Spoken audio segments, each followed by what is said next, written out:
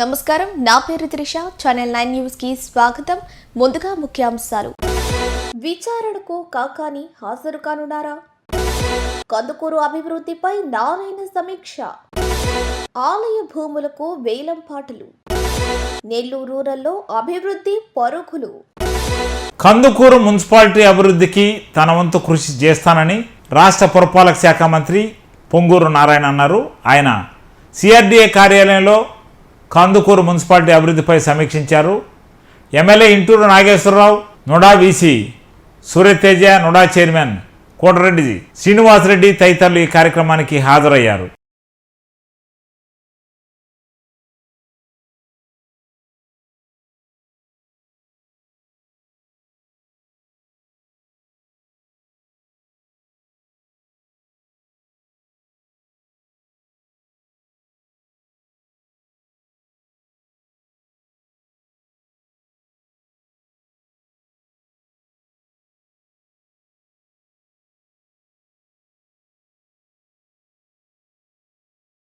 Kandukur municipality అభివృద్ధికి తన వంతు కృషి చేస్తానని రాష్ట్ర పురపాలక శాఖ మంత్రి పొంగూరు నారాయణ అన్నారు. ఆయన సిఆర్డీఏ కార్యాలయంలో కందుకూరు మున్సిపాలిటీ అభివృద్ధిపై సమీక్షించారు. MLA Inturu Nageswararao, NUDA VC Suryateja, NUDA chairman Kotareddy Srinivasareddy తదితరులు ఈ కార్యక్రమానికి హాజరయ్యారు.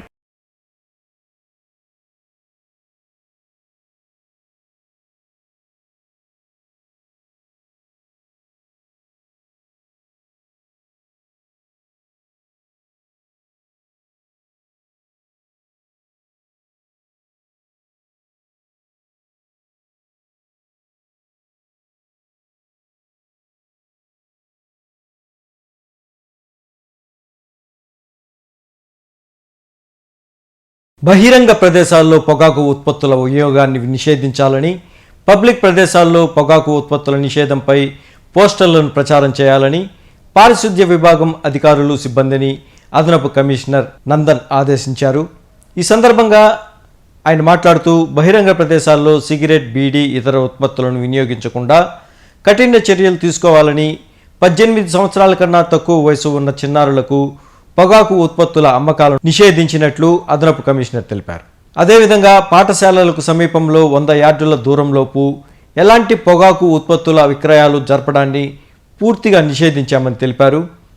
ఇంటింటి చెత్త సేకరణ వాహనాల ద్వారా మాత్రమే వ్యర్థాలను సేకరించాలని, బహిరంగ ప్రదేశాల్లో వ్యర్థాలు వేసేవారిని గుర్తించి జరిమానాలు విధించాలని ఆదేశించారు. కార్పొరేషన్లోని కమాండ్ కంట్రోల్ సెంటర్లో జరిగిన ఈ కార్యక్రమంలో నగరపాలక సంస్థ ఆరోగ్య శాఖ అధికారి doctor Chaitanya, veterinary doctor Madan Mohan, urban family welfare officer Jijabai, sanitation విభాగం అధికారులు, వార్డు సచివాలయ శానిటేషన్ కార్యదర్శులు, సిబ్బంది పాల్గొన్నారు.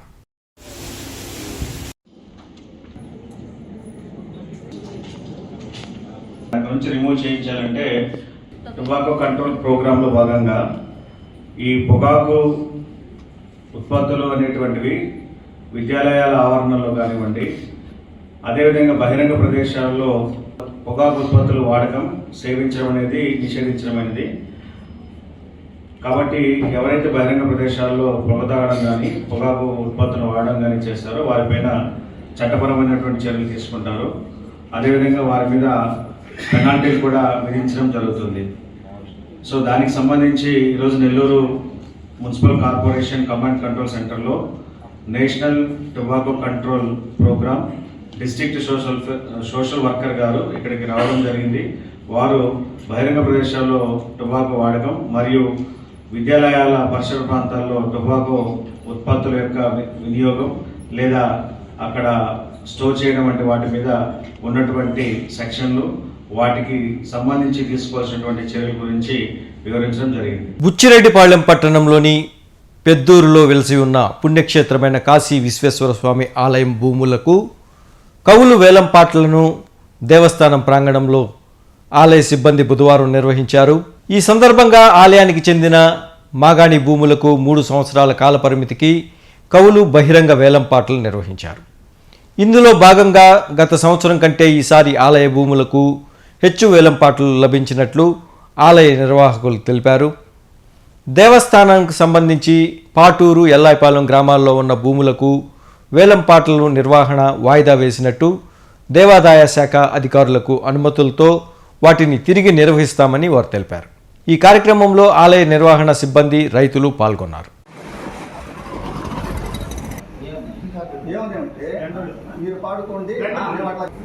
జనార్దన్ రెడ్డి వారి పాట 41,500, వెంకటస్వామి గారి పాట 43,000,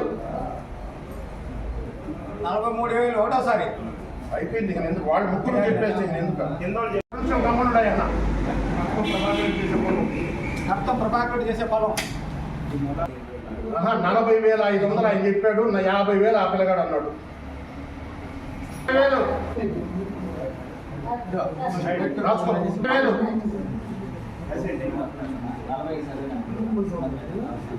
మీ ఇంటి పేరు ఏంటయ్యా? కనపర్తి మల్లికార్జున పాట 50,000.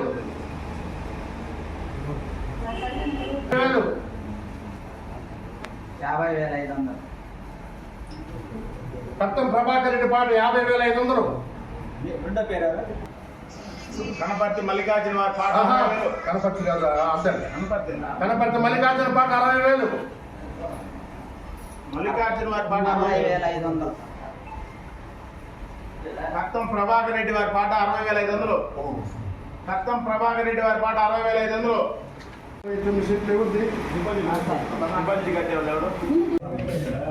బుచ్చిరెడ్డిపాలెం కాశీ విశ్వనాథ స్వామి దేవస్థానం భూములు బహిరంగ వేలం పాట 3 సంవత్సరాలు జరిగింది. అందులో గత సంవత్సరం వచ్చి 1,94,000 వచ్చింది. లాస్ట్ ఇయర్ 3 ఏళ్ల క్రితం. ఇప్పుడు మళ్ళీ తిరిగి వాటిని వేలం పెట్టగా 4,12,000 వచ్చింది. అందులో నాగమాంబాపురానికి సంబంధించిన ఎకరాలు స్వామివారి శివరాత్రికి బ్రహ్మోత్సవాలు జరుగుతాయి. దానికి గాను ఈ సంవత్సరము 1,87,000, అంటే గతంలో అయితే 1,14,000 వచ్చిందండి. ఇప్పుడు వేలం పెట్ట చేయగా 1,87,000 ఈ సంవత్సరం స్వామివారికి ఆదాయం వచ్చింది. దేవస్థానంకి వచ్చి మొత్తం 4,00,000 మొత్తం 4,12,000 అండి వచ్చింది ఇన్కమ్. అందులో 1,87,000 శివరాత్రి మహోత్సవాలు బ్రహ్మోత్సవాలు జరుగుతుంది. మరో 2,25,000 దేవస్థానం ఖాతాకి జమ. అంతకుముందు వచ్చి 1,81,000 అండి పాతది. ఇప్పుడు 1,94,000 వచ్చింది. మరియు వెల్లాయిపాలెం దేవస్థానం సంబంధించిన భూములు ఉన్నాయి. అవి వాయిదా వేయడం జరిగింది. నెక్స్ట్ దేవాదాయ అధికారులు అనుమతి తీసుకొని త్వరలో తిరిగి వేలంపాట పెట్టబడింది. బుచ్చిరెడ్డిపాలెంలో రోజురోజుకు ఘోరాలు ఎక్కువవుతున్నాయి. స్థానిక ఆకతాయిలు గిరిజన కుటుంబంపై దాడి చేసి ఆ యువకుడిని చేసుకున్న ముస్లిం అమ్మాయిపై అఘాయిత్యానికి ప్రయత్నించారు. బుచ్చిరెడ్డిపాలెంలో గోపి అనే గిరిజన కుటుంబానికి చెందిన యువకుడు ఓ చిన్నపాటి హోటల్ నడుపుకుంటూ జీవనం సాగిస్తున్నాడు. గోపి గతంలో ఓ ముస్లిం అమ్మాయిని ప్రేమించి పెళ్లి చేసుకున్నాడు.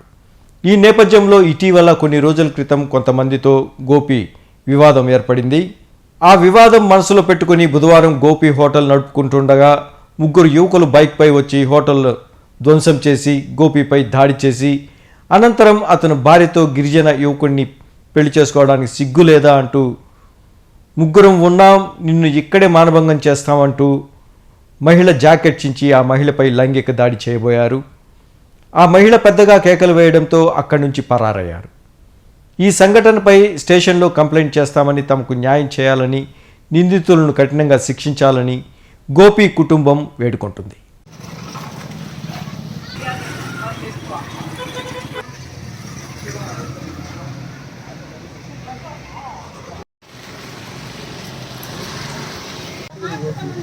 ఒకసారి గొడవ జరిగింది. పానీపూరి తిని కత్తులతో దాడి చేసాం అనేసారు. మేము ఆందోళన సార్ మేము కత్తులతో దాడి చేసి పెట్టిన కత్తులు దాడి చేస్తున్నాయి. ఎస్టీఎస్సీ కేసు వద్దని వాళ్ళే గొడవ పెట్టుకుని గందరగోళం చేశారు. చేసి అయిపోయిన తర్వాత మేము లోపల కూడా పోయొచ్చాము. గొడవలు అయిపోయింది, అన్నీ అయిపోయింది.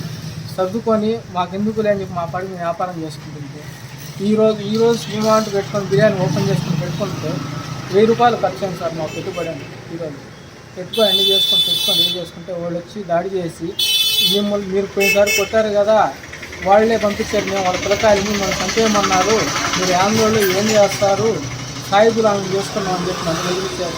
నెక్స్ట్ ఆ అమ్మాయిని ఏమంటే భయంకరంగా కొట్టి చీరా జాగ్రత్త చేసేది అమ్మాయిని గందరగోళం చేశారు. నన్ను కొట్టి పోయేశారు సార్ కింద చెయ్యి అది పెయిన్ చేస్తుంది, సడుగు నొప్పి చేస్తుంది, ఏమైందో తెలియదు. వాళ్ళే చంపేస్తాము, మిమ్మల్ని ఉంది పెట్రోల్ కోసం తగలబెట్టేస్తాము, ఇల్లు మీ ఫ్యామిలీ లేకుండా చేస్తాము, తెలుగు వాళ్ళు ఒక్కరు కూడా రారు, మా సాయిబులు అయితే 1000 మంది వస్తారు, మీకు ఎవరు వస్తారని చెప్పని దాడి చేసి బెదిరించేశారు సార్. ఇంకెందుకు కొట్టేదంటే కులం తక్కువ లంజా, కులం తక్కువ వాళ్ళకి చేసుకున్నావు, నీకు మేము ముగ్గురం రేపు చేసినా నీకు ఎవరు దిక్కు చేసలేదు, నువ్వు అడ్డం వస్తావు లంజా అని గుర్తు పట్టుకొని కొట్టేసి నాకు చంప కొట్టేసి లాక్కొని వెళ్ళిపోయేసాను, చింపేసి ఇక్కడే నీకు రేపు చేస్తాను, ఇక్కడే కొండబెట్టి అని చెప్పారు సార్. ఇక్కడే కొండబెట్టి దాన్ని తొలగి చేస్తాను. ఏంది ఇక్కడ న్యాయం లేదా? నేను క్యాబులు పెట్టుకున్నా ఎవరు రాలేదు సార్, ఎవరు రారు, మీ పక్కన ఎవరు లేరు, నీకేం చేసినా మీకు పట్టించుకునే వాళ్ళు లేరు.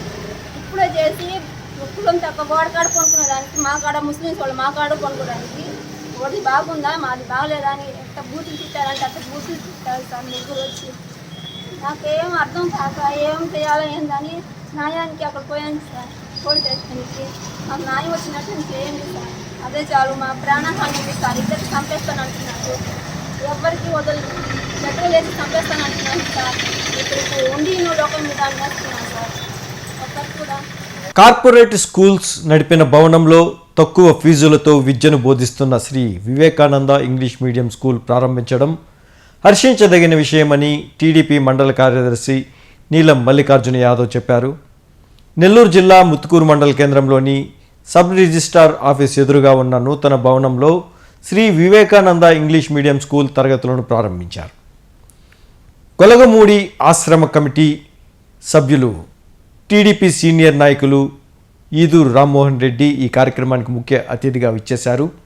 టీడీపీ మండల కార్యదర్శి నీలం మల్లికార్జున యాదవ్, తిరుపతి పార్లమెంటు మత్స్యకార విభాగం అధ్యక్షుడు అక్కయ్య ఏడుకొండలు తదితరులతో కలిసి నూతన భవనాన్ని ప్రారంభించారు. ఈ కార్యక్రమంలో వివేకానంద ఇంగ్లీష్ మీడియం స్కూల్ అధినేత కోట సుధీర్ యాదవ్, ప్రిన్సిపల్ రాధిక, సిబ్బంది తదితరులు పాల్గొన్నారు.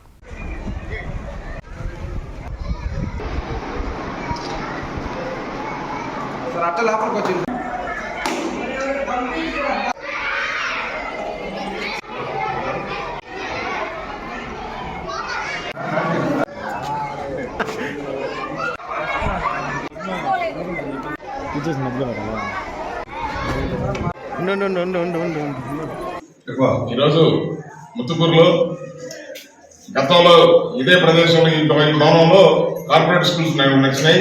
ఇప్పుడు అదే భవనంలో వివేకానంద స్కూల్ ప్రారంభించడం చాలా సంతోషకరమైన విషయం. ఈ వివేకానంద స్కూలు డెవలప్ అవ్వాలని, విద్యార్థులను కూడా మంచి బాగా తీర్చిదిద్దాలని వాళ్ళకి మనసారా కోరుకుంటూ వాళ్ళ శుభాకాంక్షలు తెలియజేసుకుంటున్నాం. అదేవిధంగా ఈరోజు తల్లిదండ్రులు కూడా విద్యార్థులని చదువులో ఎక్కడ అసహ్యం చేయకుండా ఈరోజు వచ్చినటువంటి తెలుగుదేశం ప్రభుత్వం కూడా రేపు తల్లికి వందనం పేరుతో వాళ్ళందరికీ, అంటే ఎంతమంది పిల్లలు ఉంటే అంతమంది పిల్లలకి తల్లికి వందనం అమౌంట్ ఇచ్చే అవకాశం కాబట్టి మా పేరెంట్స్ కూడా అశ్రద్ధ చేయకుండా విద్యార్థులని స్టూడెంట్స్ స్కూల్కి పంపించి స్కూల్ యాజమాన్యానికి కోఆపరేట్ చేసి పిల్లల భవిష్యత్తుని బాగా తీర్చిదిద్దుకోవాలని అందరినీ కోరుకుంటూ ఈ మరొకసారి వివేకానంద స్కూల్ వారి యాజమాన్యానికి తమ్ముడు సుధీర్, టీచర్స్ కు అందరికీ, పిల్లలకి అందరికీ కూడా శుభాకాంక్షలు తెలియజేసుకుంటూ. అక్రమ మైనింగ్ రవాణా, పేలుడు పదార్థాలు కలిగి ఉన్నారన్న కేసులో మాజీ మంత్రి కాకాని గోవర్ధన్ రెడ్డి మూడోసారి నోటీసులు అందుకున్న నేపథ్యంలో ఈరోజు 11 గంటలకి నెల్లూరు రూరల్ డీఎస్పీ కార్యాలయానికి విచారణకు హాజరు అవుతారా లేదా అని తీవ్ర ఉత్కంఠ నెలకొంది. హైదరాబాద్లో ఉన్న కాకాని గోవర్ధన్ రెడ్డి ఈరోజు సాయంత్రానికి నెల్లూరుకు వస్తారని సోషల్ మీడియా వేదికగా తెలియజేస్తున్నారు. ఈ నేపథ్యంలో నోటీసులకు హాజరు కాని కాకానీని నేరుగా అరెస్టు చేస్తారా లేక మరికొంత సమయం ఇచ్చి విచారణకు హాజరు కావాలని తెలియజేస్తారా అనేది వేచి చూడాలి.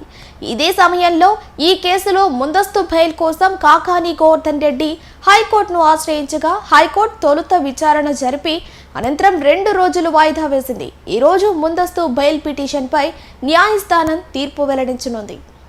41వ డివిజన్ నందు రూరల్ ఎమ్మెల్యే కోటంరెడ్డి శ్రీధర్ రెడ్డి, కోటంరెడ్డి గిరిధర్ రెడ్డి మరియు నంది మండలం భానుశ్రీ పాల్గొని ఘనంగా ప్రారంభోత్సవాలు నిర్వహించారు. ఈ కార్యక్రమంలో టీడీపీ కార్యకర్తలు, అభిమానులు భారీ ఎత్తున పాల్గొన్నారు. అనంతరం వారు మీడియాతో మాట్లాడారు.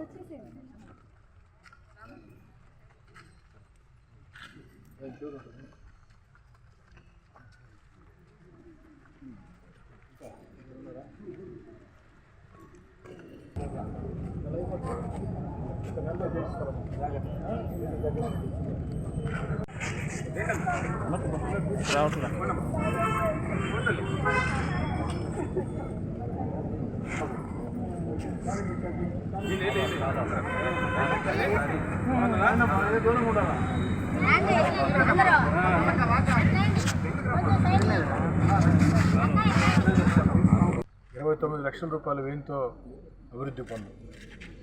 ఇక్కడ ఈ ప్రాంతం నానాటికి వేగవంతంగా విస్తరిస్తూ ఉంది. జనవాసాలు అధికంగా ఏర్పడుతూ ఉన్నాయి. శివారు కాలనీలు, ఈ శివారు కాలనీల్లో కనీస వస్తువులు అంటే రోడ్డు కావచ్చు, కాలువ కావచ్చు, మంచినీటి పైపులైన్ కావచ్చు, కరెంటు సౌకర్యం కావచ్చు, ఇలాంటి సౌకర్యాల మీద ప్రత్యేక దృష్టి పెట్టాల్సినటువంటి అవసరం ఉంది. పారిశుద్ధ్యం, దోమల నిర్మూలన, దీనికోసం కూడా ప్రత్యేకంగా కార్యక్రమాలు చేపట్టాల్సిన అవసరం ఉంది.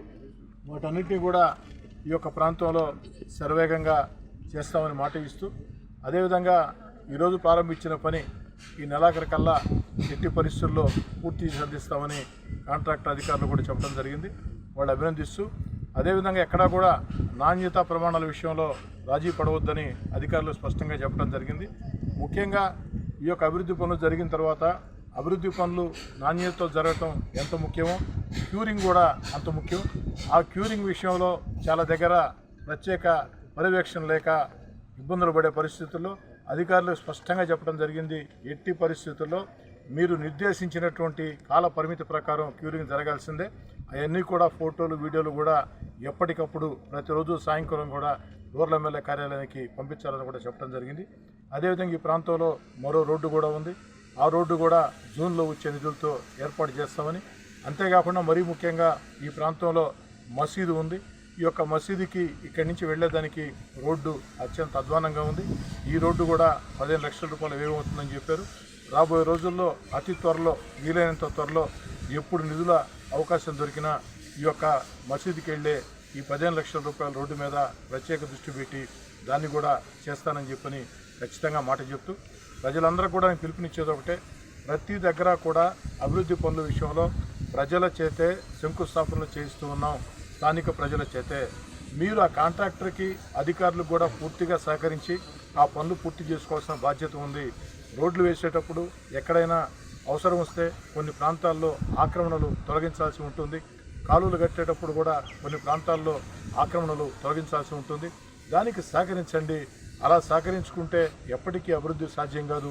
దీన్ని కూడా దృష్టిలో ఉంచుకోవాలని చెప్పిన కూడా కోరుకుంటూ, ఈ యొక్క 41 డివిజన్లో ఇప్పటిదాకా తెలుగుదేశం పార్టీ కూటమి అధికారంలోకి వచ్చిన తర్వాత, ఎందుకంటే ఈ డివిజన్ అతిపెద్ద మెజారిటీ ఇచ్చిన డివిజన్లలో ఇది కూడా ఒకటే. నాకు ఈ యొక్క తెలుగుదేశం పార్టీ కూటమి అధికారంలోకి వచ్చిన తర్వాత 10 నెలల వ్యవధిలో అక్షరాల ఈ డివిజన్ మొత్తం మీద 3,60,00,000 రూపాయలు, 1,02 లక్షలు కాదు, 10 లక్షలు కాదు, అక్షరాల 3,60,00,000 రూపాయల నిధులు ఈరోజు చేసినటువంటి 29 లక్షలు కలిపితే మొత్తం 3,60,00,000 రూపాయల నిధులు ఈ యొక్క డివిజన్లో ఖర్చు పెట్టామని చెప్పి మాట ఇస్తూ, రాబోయే రోజుల్లో కూడా శివారు డివిజన్ కాబట్టి, వేగవంతంగా విస్తరిస్తున్న డివిజన్ కాబట్టి, ముఖ్యంగా మధ్యతరగతి కుటుంబాలు, పేద కుటుంబాలు ఎక్కువగా ఉండే ఈ యొక్క డివిజన్ కాబట్టి, ఈ పేద, సామాన్య, మధ్యతరగతి కుటుంబాలు ఉండే ప్రాంతాల్లో కనీస వస్తువుల సౌకర్యాల కోసం నిరంతరం మీ శాసనసభ్యుడిగా, మీ కోటంరెడ్డి శ్రీధర్రెడ్డిగా పనిచేస్తానని చెప్పని. ఈ వార్తలు ఇంతటితో సమాప్తం. మరో బులెటిన్లో మళ్ళీ కలుద్దాం.